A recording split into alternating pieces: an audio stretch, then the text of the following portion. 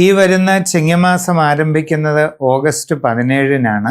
ചതയം നാളുകാർക്ക് 1202 ആണ്ട് ആരംഭത്തിൽ വ്യാഴം 6-ാം ഭാവത്തിലും ശനി 2-ാം ഭാവത്തിലുമാണ്.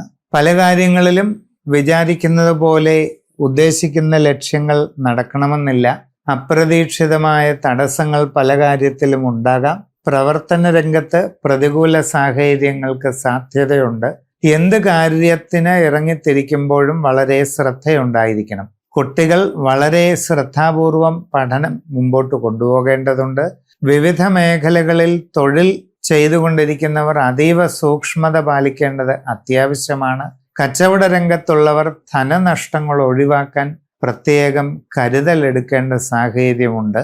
നിങ്ങളെ സംബന്ധിച്ച് വ്യാഴവും ശനിയും അത്ര ഗുണകരമല്ലാത്തത് കൊണ്ട് സമഗ്രവും സമ്പൂർണവുമായ രാശിചിന്തയിലൂടെ വസ്തുതകൾ അറിഞ്ഞ് ഉചിത പ്രതിവിധികൾ ചെയ്ത് മുമ്പോട്ട് പോവുകയാണ് വേണ്ടത്.